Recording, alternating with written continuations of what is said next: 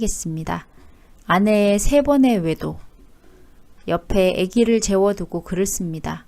글 쓰다 보니 느낀 건데 제 제일 친한 친구가 한 말이 기억에 남네요. 네 인생이 사랑과 전쟁보다 더 X 같다. 글이 조금 깁니다. 와이프랑 만난 건 9년 전입니다. 와이프는 막 대학을 졸업한 알바생, 전 팀장, 뭐 이런 관계였죠.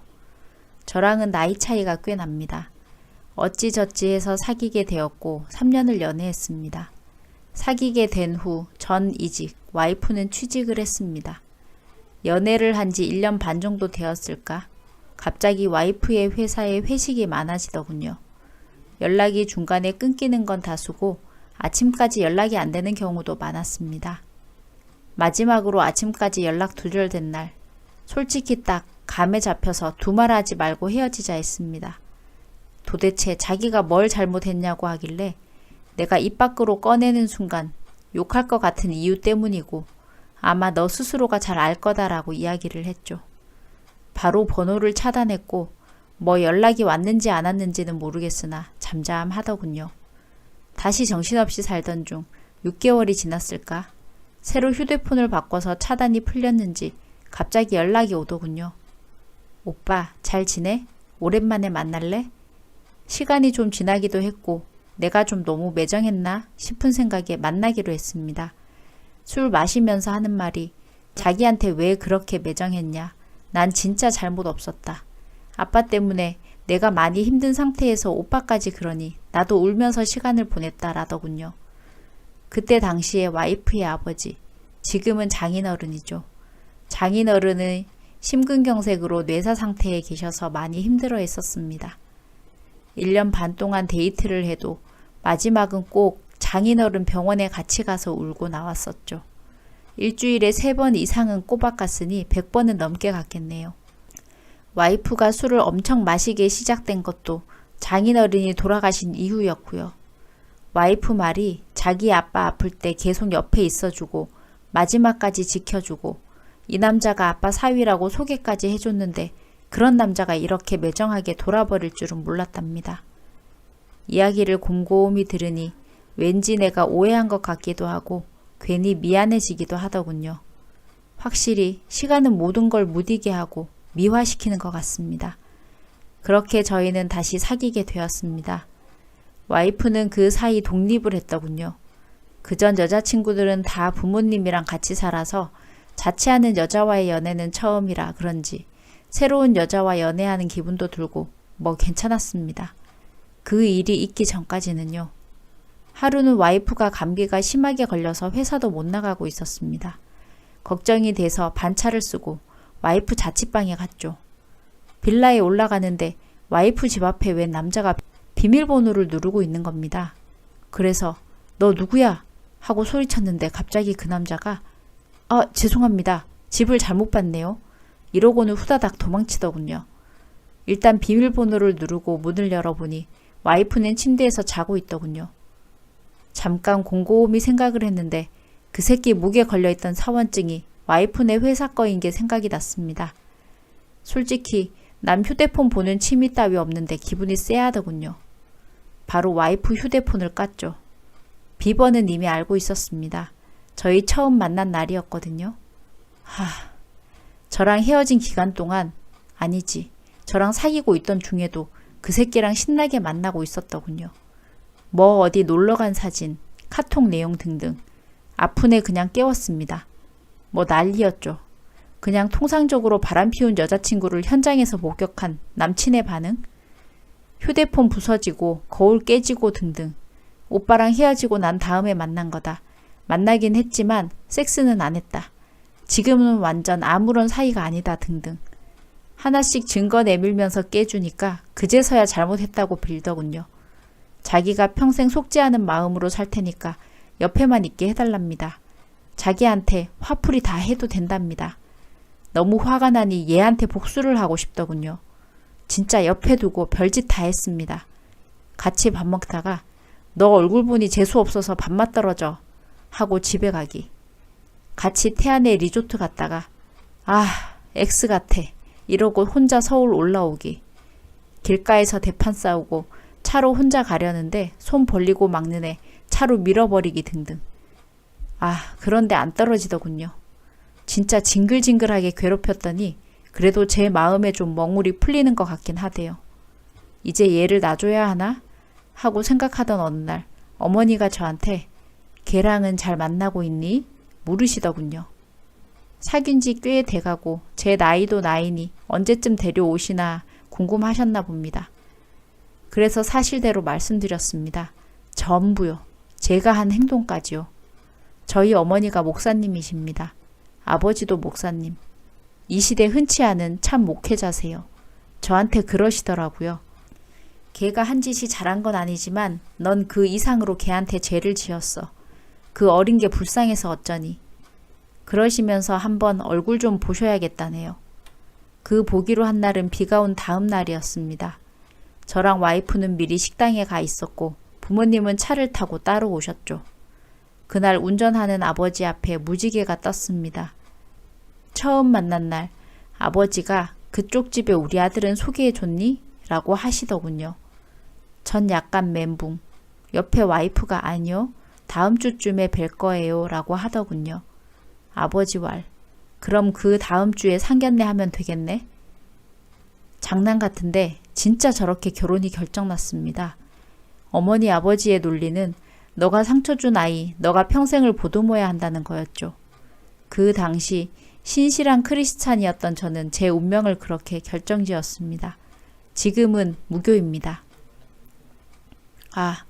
결혼식 준비하면서 진짜 일들이 많았는데 그렇게 설설기던 와이프가 결혼 날짜가 다가올수록 기고만장해지던 꼴이란.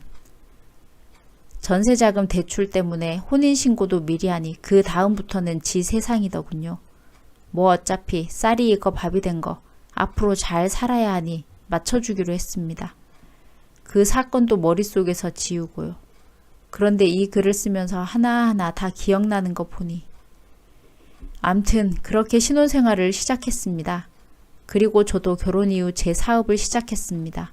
처음은 좋았네요. 나름 신혼생활도 알콩달콩하니 괜찮았고 하나 둘씩 내 것들이 생기는 기분이 참 좋았습니다. 사업 초창기라 일이 힘들긴 했지만 점점 반듯해져가는 모습에 보람도 있었고요. 그러다가 결혼 3년 차에 이사를 했습니다. 신혼집과 사업장이 차로 2시간 거리라 너무 힘들었거든요. 원래 신혼집을 와이프 회사와 제 회사 중간에 구하려 했는데 장모님 왈 살림하는 사람 근처에 두는 게 좋다 하셔서 그렇게 잡았지요. 와이프 회사랑 친정이랑 같은 동네. 그러다가 와이프가 회사를 그만두게 되면서 전세 종료와 동시에 회사 근처로 이사를 했습니다. 이사를 오니 와이프가 엄청 심심해 하더군요. 그러다가 와이프 유학 시절에 알던 친구가 그 근처에 살고 있다는 걸 알게 되었습니다. 그 당시에는 별로 안 친하던 사이라고는 하는데 근처에 살다 보니 금방 베프가 되더군요. 그리고 그때부터 시작되었습니다. 와이프의 주사. 와이프가 평상시엔 멀쩡한데 술만 먹으면 개가 됩니다. 한 말 또 하고 또 하기, 욕하기, 물건 집어 던지기 등등. 진짜 사람 미치게 하더군요. 그 친구랑 무슨 모임을 만든 다음부터는 일주일에 3일은 나가서 술을 마십니다. 그리고 모임이 점점 늘어요. 동네 모임, 유학생 모임, 전 직장 동료 모임 등등. 못 마시게 하면 눈깔이 돌아요. 제가 무슨 말했던 거 죄다 꼬투리 잡아서 사람 갈구기 시작하는데 미치겠더군요.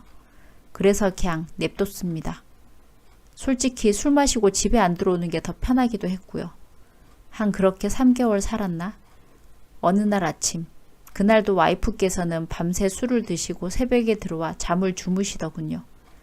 만약에 제가 그 잠꼬대만 못 들었다면 전 또 그렇게 병신처럼 살았을 겁니다. 오빠 안 돼. 쎄하더군요. 와이프 비번은 예전에 받은 게 있어서 열어서 봤죠. 결혼 기념일이었어요. 2명이더군요. 1명도 아니고 2명. 1명은 킬킬거리면서 아내다 했는데 어떡해? 이지랄. 1명은 그런 남편 버리고 자기한테 오라고 하고 있고 내가 뭘 잘못했는지 모르겠지만요. 사람이 극이 분노에 치밀으면 극히 이성적이 되더라고요. 저한테도 학습 능력이란 게 생긴 것 같습니다. 바로 장모님한테 전화해서 죄송합니다. 같이 못 살 것 같습니다. 얘 좀 데리러 오십시오 하고 끊었습니다. 그리고 깨웠죠. 왜 자는 사람 깨우냐고 아직도 비몽사몽하는 애한테 휴대폰 화면을 보여줬습니다. 이따가 장모님 오실 거니까 나 집에 들어오기 전까지 짐 싸놓고 나가라고 했죠. 그리고 집에 나가서 차 운전대를 잡는데 눈물이 계속 흐르더라고요. 진짜 어떻게 차를 운전했는지 모르게 겨우겨우 회사 주차장에 차를 세워두고 저녁까지 펑펑 울었습니다. 장모님이고 와이프고 전화가 계속 와서 차단 박아두고요. 그리고 저녁이 돼서 집에 흐느적 들어가는데 장모님은 설거지를 하고 계시고 와이프는 울고 있더군요. 순간 뭔 상황인가 했습니다. 결혼했다는 애가 설거지도 하나도 안 해놓고 집도 엉망이어서 집 정리를 하셨답니다. 그리고선 제게 무릎을 꿇으시더군요. 정말 미안하대요. 정말 자네를 볼 낯짝이 없대요. 자기를 봐서라도 한 번만이라도 용서해 줄 수 없겠네요. 둘이 제 발 한쪽씩 잡고 울며 비는데 그냥 저희 부모님이 원망스럽더라고요. 그놈의 무지개. 저도 압니다. 제가 병신 같은 거요. 또 용서해 줬습니다. 대신 부부관계가 예전으로 돌아가진 않더군요. 서로 각방 쓰고 집에 오면 제 눈치 보면서 밥 차려놓고 제가 먹기 싫다면 치우고 1년을 그렇게 살았습니다. 미어캣처럼 저 오면 눈 동그랗게 뜨고 왔냐고 하고 전 무시하는 그런 일상이요. 그러다가 자살을 기도하더군요. 와이프가 디스크가 있어서 약을 먹는데 그 약 20봉지를 한 번에 삼켰어요. 근데 그거 먹고 죽지는 않죠. 퇴근하고 집에 왔는데 컥컥거리고 있길래 119 불러서 데리고 갔습니다. 위 세척하고 깔끔하게 마무리됐고요. 저한테 그러더군요. 자기 너무 힘들다고 혼자서라도 애기 키울 테니 애기 낳게 해달라고. 신혼초에 와이프가 애기를 가지고 싶어 했는데 안 생겨서 혹시나 해서 검사를 받았는데 난임 판정을 받았었거든요. 인공수정 2번, 시험관 1번을 실패한 후에 제가 애기 포기하고 그냥 우리 둘이 살자고 했었습니다. 그때 만들어둔 수정란을 써도 되냐고 하더군요. 솔직히 그렇게 해서 생기겠어? 하면서 그래, 네 맘대로 해 라고 했죠. 근데 바로 생기대요. 장모님 울면서 좋아하시고 우리 부모님 엄청 좋아하시고 저도 내 애 가진 와이프한테 모질게 굴기 애매하더군요. 그렇게 다시 점점 정상적인 부부로 돌아가기 시작했습니다. 그렇게 10개월이 지나고 애가 태어났는데 딸인데 저랑 너무 똑같아요. 너무 귀여워요. 진짜 와이프에 대한 모든 미움이 다 사라지더군요. 너무 고맙더라고요. 애 키우는 낙에 정말 행복하게 살았습니다. 남들 100일의 행복이다 뭐다 하면서 애기 밤에 계속 깨는 거 우리 딸은 50일 만에 통잠 자면서 효도했고요. 뒤집기 그렇게 안 해서 속썩이더니 벌떡 일어나는 거 먼저 하고 그 다음이 휙휙 뒤집질 않나. 남들은 이유식 먹이는 거 그렇게 힘들다고 하는데 제 딸은 숟가락만 근처에 대도 입을 쫙쫙 벌려요. 제일 처음 한 말도 엄마가 아니라 아빠였고요. 코로나 때문에 크게는 못해도 꽃값만 700만 원 써서 누구보다 화려하게 돌잔치도 했습니다. 일가 친척들 딱 40명 모여서 레스토랑 통째로 빌려서 했습니다. 코로나 방역 수칙은 잘 지켰어요. 문제는 돌잔치 이후입니다. 두 번째 외도 이후 자숙기간 1년 2개월, 임신 10개월, 아기 돌 1년, 총 3년 정도를 잠잠히 있던 와이프가 또 시동을 걸더군요. 산후 우울증을 좀 크게 알아서 저희 어머니 소개로 정신과 상담을 받고 약까지 먹었는데도 해결이 안 되더군요. 시작은 또 술이었습니다. 그때 그 사건 이후로 그 많던 친구들이 다 끊겨나가고 꼴랑 3명 남았는데 그 중에 한 명이랑 술을 푸기 시작하더군요. 그 남자 2명한테 상간남 소송을 걸었는데 한 명은 1심에서 1,500만 원의 합의, 한 명은 2심까지 가서 2천만 원의 합의를 봄. 좀 센 변호사 썼음. 원래 승소 보수 10%가 업계 표준인데 30%로 올리고 좀 많이 괴롭혀줌. 덕분에 친구들 사이에서 남자애들 병신 만든 여자애로 낙인 찍혀서 희대의 쌍년이 됨. 애 키우느라 고생한 거 알아서 적당히 마시라고 했더니 그래도 나름 자제하다가 어느 순간 고삐 풀린 망아지처럼 날뛰더군요. 다행히 외박은 안 하는데 저 혼자 독박 육아하다가 느낌이 쎄해서 전화했더니 오후 3시부터 연락 두절. 8시에 전화 왔는데 잔뜩 꽐라된 목소리로 전화를 하더군요. 바로 영상통화 하라고 했더니 끝까지 자기 의심하냐고 하길래 빨리 영통 키라고 했는데 모텔이더라고요. 자기 말로는 친구랑 술 마시다가 너무 취해서 그냥 혼자 잤다고 합니다. 모텔 CCTV 까본다는 말에 결국 실토했고요. 그게 작년 12월 25일 크리스마스. 불과 한 달 전 일이었네요. 현재 와이프는 가출한 상태입니다. 반성하는 척 한 달간 애 보는 척 하다가 또 나갔네요. 보육 선생님 오셔서 봐주시고 저는 지금 최대한 늦게 출근, 일찍 퇴근하면서 애를 보고 있습니다. 일주일 여동생 집에 맡겨놨는데 애가 엄마 아빠를 너무 찾아 울어서 더 이상 맡기기도 힘드네요. 코로나라 장사가 안 돼서 시간이 여유 있어 다행이지 진짜 어찌해야 할 바를 모르겠습니다. 제 15개월 된 애가 엄마 이러는데 애를 엄마 없이 키울 수도 없고요. 첫 번째 외도 때 친구들이 개벌은 누구 주냐면서 저 때려서라도 결혼 막겠다고 했을 때 그만뒀어야 하나. 두 번째 외도 때 부모님이 우리가 잘못했다고 하시면서 이제 편하게 살라 하셨을 때 그만뒀어야 하나. 지금은 너무 멀리 와버린 느낌입니다. 오늘도 일찍 와서 애를 보는데 아빠, 맘마 이러면서 신나게 놀다가 옆에 대자로 누워 자고 있는데 머리가 멍하네요. 어떻게 해야 하나요? 전. 베스트 댓글입니다. 첫 번째. 어차피 막장이니 되려 맘 편히 가십시오. 더 이상 애 엄마인데 라는 동정, 연민, 감정적 사고는 다 끊어내시고 오직 이성대로 침착히 냉정히 하셨던 대로 민사 걸어서 최대한 인생을 조져주세요. 그리고 애는 너무 이쁘고 사랑스럽겠지만 애 엄마한테 보내세요. 지독했던 하룻밤의 꿈이라 생각하고 님 인생 새롭게 리셋하는 거예요. 그리고 멋지게 사세요. 두 번째, 외도한 것 자체만으로도 용서하기 힘든데 외도를 3번씩이나. 그냥 버리세요. 발정난 쓰레기 데리고 살다 험한 꼴 더 보느니 아님 그냥 그러려니 하고 데리고 살던가. 바람기 못 고침. 세 번째, 혼자 키우세요. 참 애기한테는 미안한 일이지만 길게 보세요. 애기 놓고 집을 나갔다면 돌아오지도 않을 겁니다. 끝이라 생각하시면 돼요. 하루빨리 마음 정리하시고 다른 방법을 찾아보세요. 소송도 하시고 합의금 받으시면 나중에 상황에 맞게 애기 봐주실 분 구하시고요. 네 번째, 딸을 위해서라도 애 엄마와 분리시키는 게 맞는 것 같네요. 아이 맡겨두고 대낮에라도 바람을 피우는 여자면 아이 크면 더 상처받을 행동 할 텐데 아이를 위해서라도 멀리하는 게 맞네요.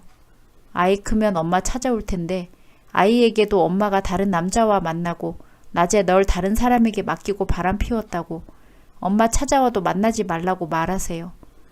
저 정도면 정상적으로 못 살 텐데 아이 커서 상간녀 위자료 달라고 아이에게 붙을 듯요. 다섯 번째, 혼자서 잘 키우는 방법을 고민해 봅시다.